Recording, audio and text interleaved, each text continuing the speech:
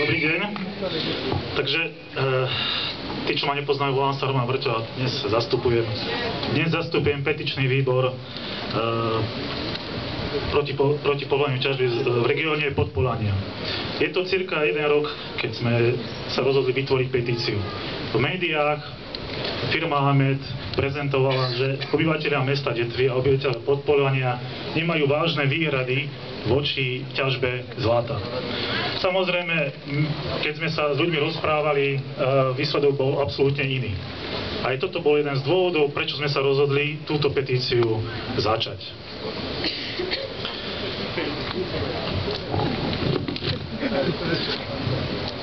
Jeden z hlavných dôvodov petície bol vytvoriť silný tlak a dať silný mandát obciam. Silný mandát mestu Detva na to, aby mohlo svoje stanovisko, ktoré mesto a obce dávajú, aby mohlo podložiť aj tou našou petíciou, ktorú sme my, obyvateľia Podpolania, a nie len obyvateľia Podpolania, podpisovali. Takže k číslam. Ku včerajšiemu dňu bolo vyzbieraných 623 hárkov v počte 11 185 podpisov.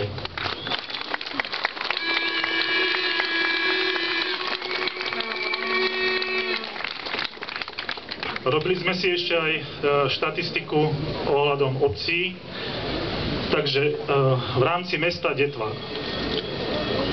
získali sme 5026 podpisov, v rámci obce Očova 863 podpisov, obec Dúbravy 249, Vígra 194.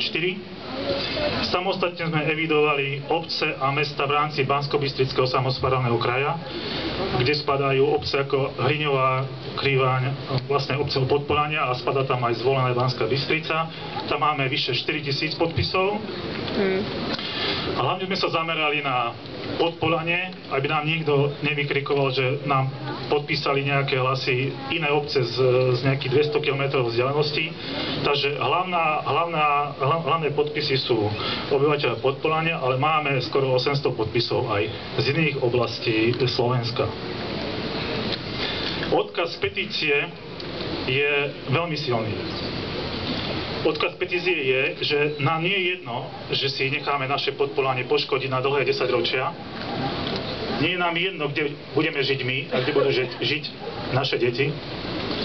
Že nám nie je ľahostajná ekológia a trvalý zásah do krajinotvorby.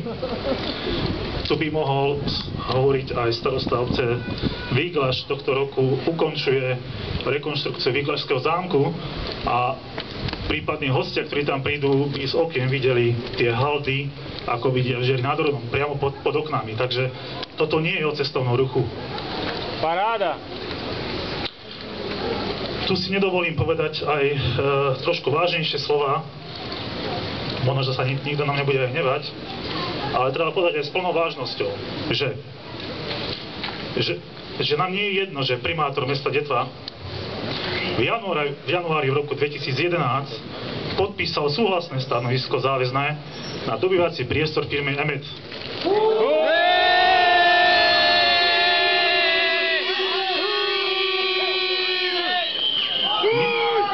Nie je nám jedno, že tak závažnej téme ignoroval názor obyvateľov a že v tej závažnej téme ignoroval poslancov mestského zastupiteľstva.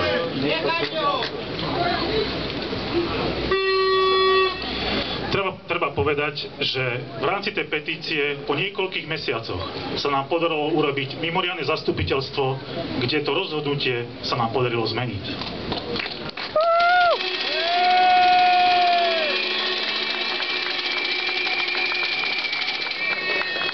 Vážení spoluobčania, petíciu ešte neukončujeme.